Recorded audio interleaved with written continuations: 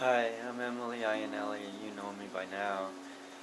Um, I like to talk, actually. It's fun, it's needed, and it's a big change from what I used to be.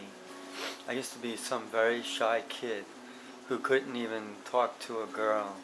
Now I'm talking to many girls, and I'm actually girlfriends with them. Um, a good friend of mine was joking with me one day, and I thought it was pretty funny, so I'm going to share this little joke. It actually made me feel. I actually laughed. It was pretty funny.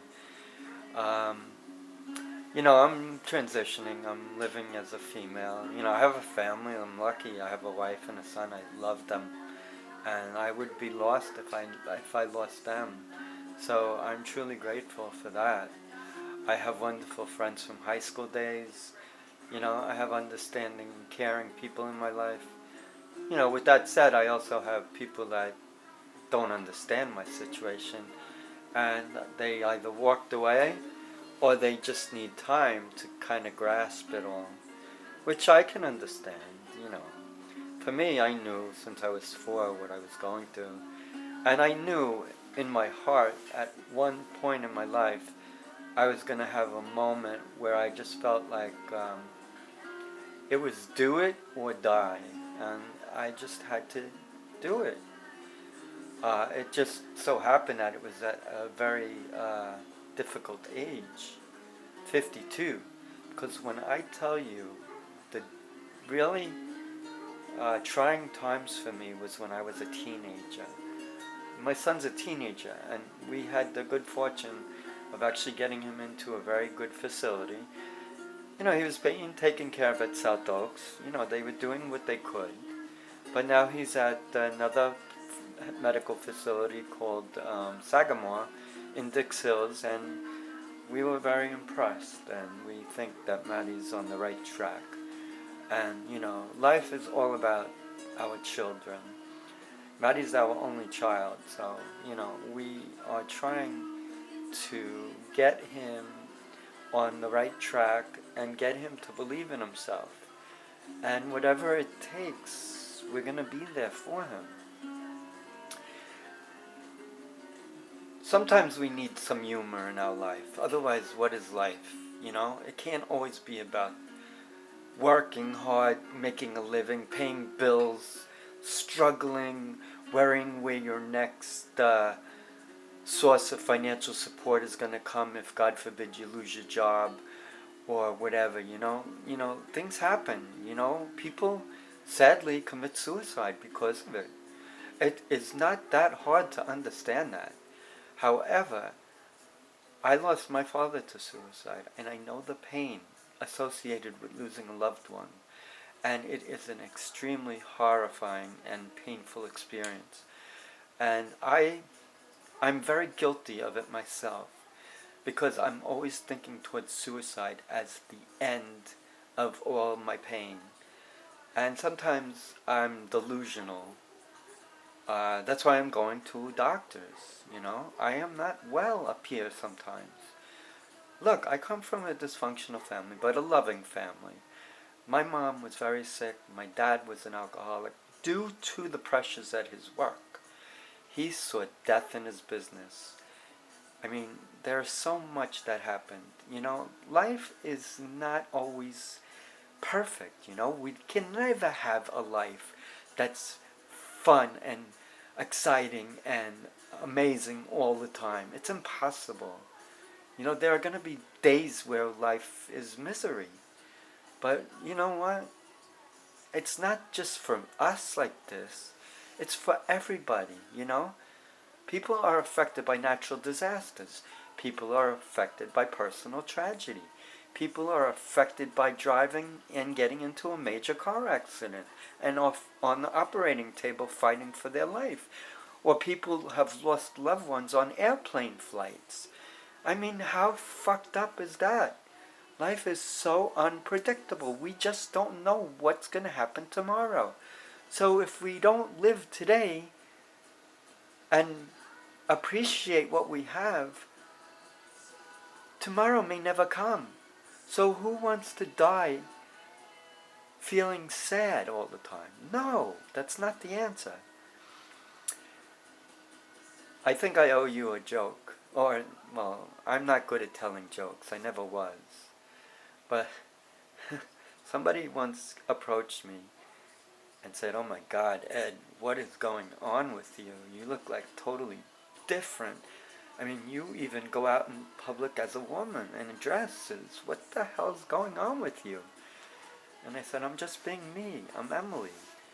And he goes, "Well, one thing I must say is you look beautiful." And I said, "Oh, well, comes with the territory. If you're a girl, girls are beautiful, you know. That's why I aspire to be a girl. But it's not just that. It's not the beauty. Because beauty fades. It's what's in here. It's in your heart. You know, you can be beautiful for a moment, but the true beauty radiates from inside to outside, to people, to how you talk, to how you express yourself, to how you live your life, to what you do with your life, to how you relate to others. That's where the beauty comes from.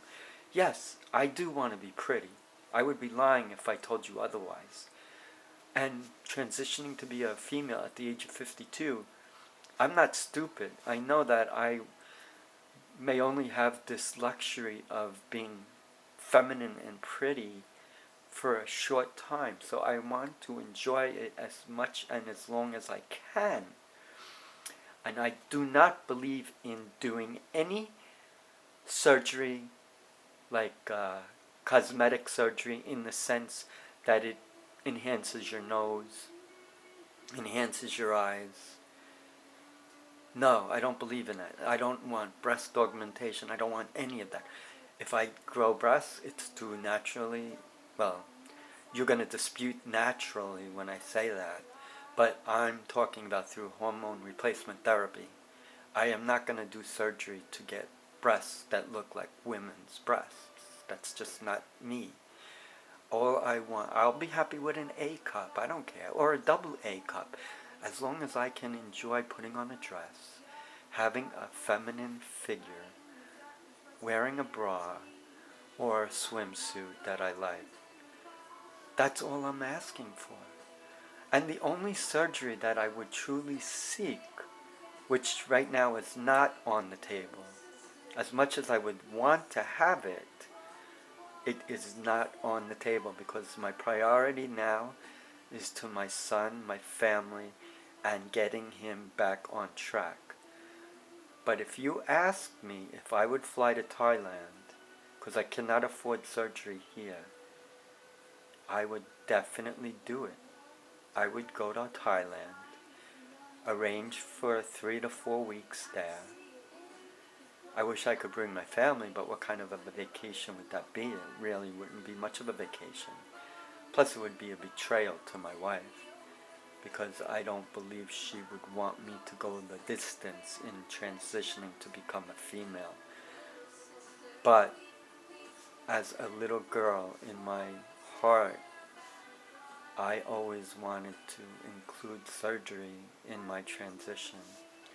What that means is I wanted to go the full transitional process, which includes male to female surgery. And what that does is it allows you to have a vagina through a surgical procedure called a vaginoplasty. And what they do is they take your male organ and they do surgical procedures. They don't remove it. That's a misnomer. You still have that. But what they do is they work it into becoming part of your vaginal construction. So essentially you won't have a usable functional penis anymore. But what you will have is the presence of mind, because now you would definitely be considered female, and you could have your birth certificate changed, You could have your genetic markers changed, and you would actually have a vagina. And if you are heterosexual now as a woman, that means you could have sex with men, where they could penetrate your vagina with their male organ, and you could satisfactorily enjoy sex as a woman. That for me is like not reality, because that's not what is on my mind right now. And if I did have relations, first of all, I'm married and committed to my wife, so I wouldn't even go in that direction.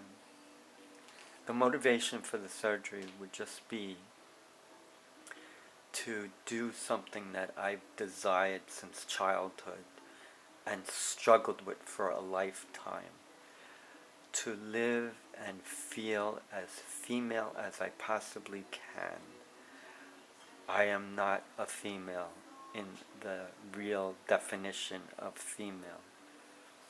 However, when I go out now, there is no mistaking that I am accepted and addressed as a woman. And I've even shocked people when I had to present I have 2 licenses now, one with a more feminine look and one as my Edward D. Ionelli III look, where I was 188 pounds, and I wore in a guy's size a 38 waist in pants, and in a female size I wore a size 18. The difference between a man's size and a woman's size is a woman's size is off by 20. So 38 minus 20 is 18. That's a woman's size. And to be consistent, I went from in a man's size, a size 38 waist, down to a size 24 waist. And I went from a weight of 188 pounds to a weight of 123 pounds. So the very essence of my hormone replacement therapy and my diet and my strictness to that diet has contributed to me looking more and more like a female. And it has a lot to do with my shape.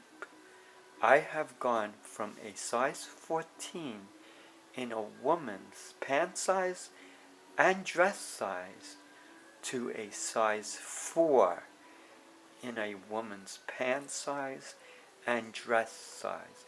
I can actually fit into an extra small size dress.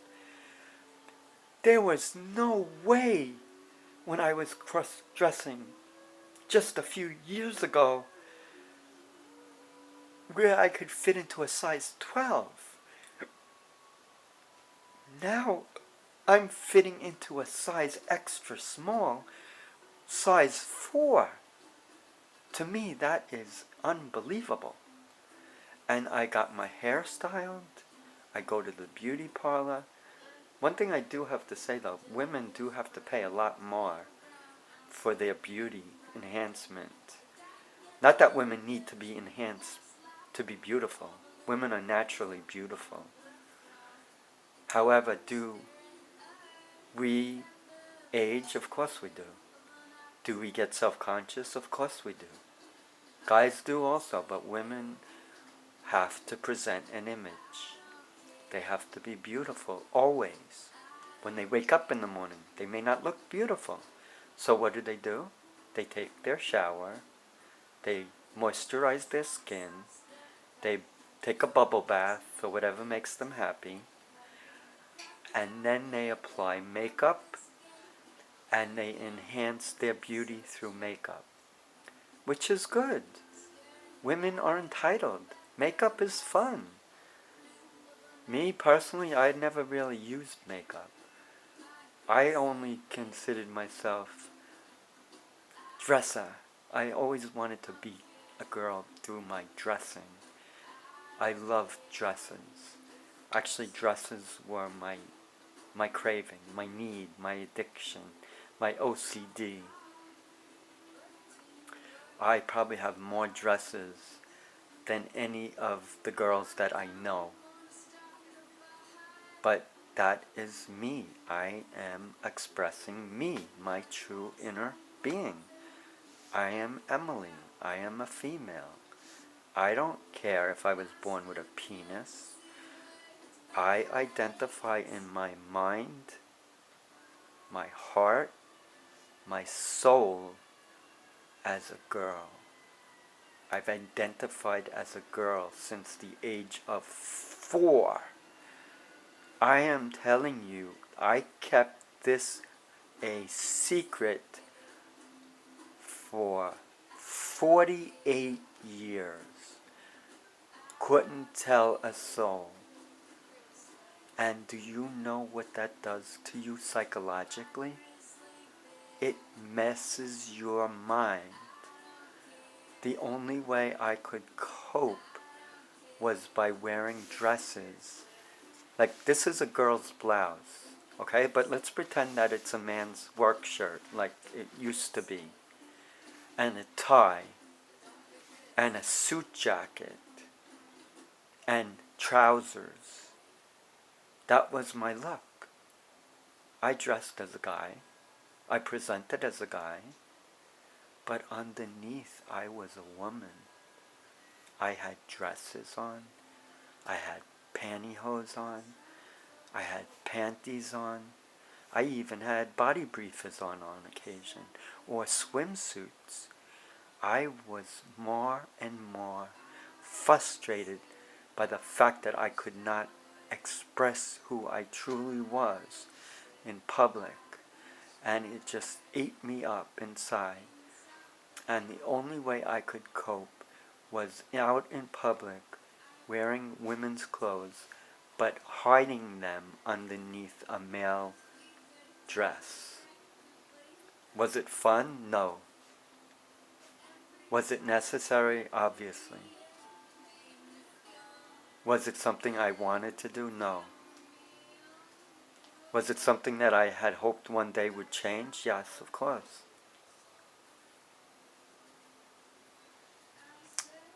Nobody really knows what it's like to be transgender.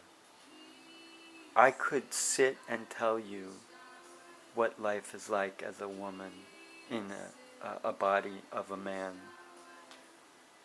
because that's my life. That's how I've been. That's how I lived. Look, I am a father. I'll always be a father. My son has a mother. I'm not going to ever be a mother. I am never going to be a real woman. I don't go through periods.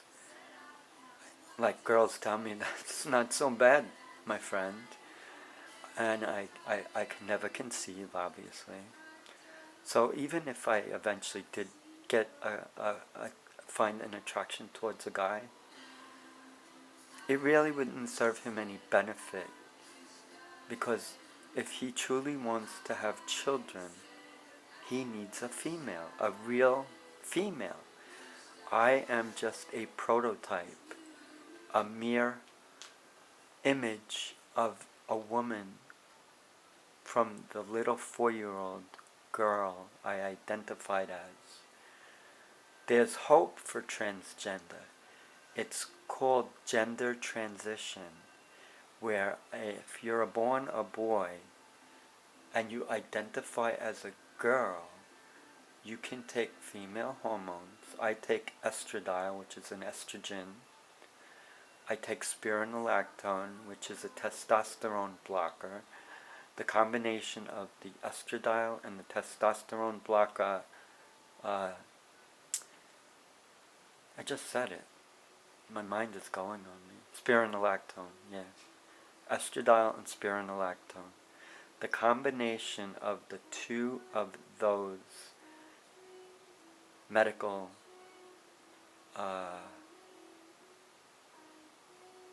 pills that I take are for my development as female. To be honest with you, the only reason why I have this look is because I'm taking the medication. I'm also on antidepressants because the truth of the matter is I've struggled and I've had a nervous breakdown. And I've gone through whatever 50-year-olds go through. I don't know if you call it a midlife crisis or you lose your sense of self-esteem or who you are. But I am now becoming a woman. I am blossoming. I am feeling good again. I feel happy, but the problem is I am still plagued with suicide thinking. And I don't know if that's attributed to my antidepressants, because if you read the side effects, a lot of those medications say that suicide thoughts are not uncommon. And it just is kind of weird that you're prescribed the medication to kind of combat your suicidal thoughts, but can enhance them. Why would I want to take a medication that could possibly lead me to do something that I'm not supposed to do because I'm taking medication to prevent it? You have to explain that to me because I don't get it. And even when I see TV commercials about these medications that are used for all sorts of reasons, it seems to me that the side effects far outweigh the benefits. Do you know, years ago, I remember hearing a story, because I was very self-conscious when I was a teenager, when I used to break out with acne. And I used to go to I used to ask my mom to buy me those pimple creams, because I hated pimples. And I hated blackheads, and I hated the popping of that. Ugh! Just the very thought of it gets me nauseous. But there was something, I believe it was a derivative of, it was a pimple medication. And I believe it's not the name of the medication itself, but it was a substance that was part of the medication. And I believe it was called Accutane. And these teenagers that were taking this pimple medicine with this Accutane for treatment of something on their skin to kind of eliminate that hurt, that self-conscious feeling, actually were prone to committing suicide. And it was a very real problem that they had to take this off the market because it was leading to too much tragedy amongst the teenage crowd. So, you know, you're never sure when you take medication how it's going to affect you. And my biggest worry is that my son is on a lot of medication. And he's been on medication for years. And he's still having the same struggles that he had when he was young. So I don't really know the true benefits of medicine. I'm not a doctor, and I cannot judge a doctor for prescribing a medication. If they tell us that this is for such and such, and it will help my son, then I believe that. I have to. What else do I have to hold on to? I have to believe in doctors. They're medical professionals. If anybody knows what they're doing, a doctor has to know when he prescribes a medication what it's meant for. Just like I rely on my doctors for my depression. I'm on many antidepressants. I'm on Zoloft. It's actually sertraline, but it's really Zoloft. It's just the generic form of Zoloft. Because the actual medicine itself, the real deal, is just too expensive. So insurance finds a way to get you a suitable replacement that will not be breaking the bank for them. Okay, the joke, which I kind of lost track with. One of my friends, a dear friend of mine, said, "Oh my God, Ed, you look like a woman every day I see you." And he said, "Boy, you really must have fucked up big time. What did you do to have the witness protection program transition you into a woman. You must have done something, or you must have witnessed something pretty intense, that you have to change your whole physical body. And I laughed. And I said, no, no, no, no. That's not the reality. The reality is I was born transgender. And he laughed. And he said, I know that, my friend. I'm just joking with you. And I said, you got me thinking about that now. I really wonder if anyone ever had that experience of being placed in a witness protection program and actually changing their gender to evade or to protect themselves. That's quite an interesting concept. But I don't know if it ever happened, but certainly it would be perfect for a transgender individual.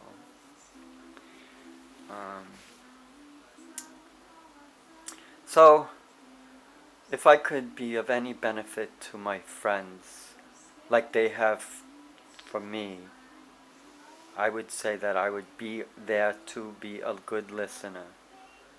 I would love to hang out with my newfound friends from high school, especially my girlfriends. And I would just like to say that I am so appreciative of the kindness bestowed on me, the warmth, the caring, the love, and the bonding with women. I am part of a club of women now. There was a time when I couldn't even approach a woman. I was so shy. Girls, oh my God, they were so beautiful that I put them in a whole different league. And I felt there was no way I could ever match that. How could I, little Eddie, ever win the affections of a girl? It's sad, but that's how I thought. And if it wasn't for Coach, who taught me to believe in myself, who taught me to be an athlete, who taught me about life and struggle and acceptance and the benefit of striving for something that means something to you, I might not be here today. And he, my parents, my family, my friends have all played a role in me being and becoming the girl I always knew I was inside since I was a 4-year-old. I have guilt because I have a son, and I always tell my son, Maddie, no matter what, I may wear a dress, I may look exactly like a female, but I am always a dad to you. I will always be a dad to you, and you can always refer to me as a dad. I don't care what public thinks. I don't care what people say. Look, I lived in the secret life for 48 years. I lived in the closet. I hid. I can't hide anymore. I have to live. I have to enjoy my life.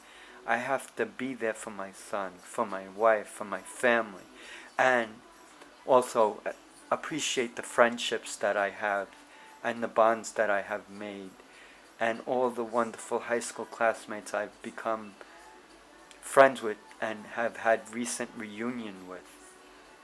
That is what I need to focus on. My son, me, my wife, my family, my health, and life.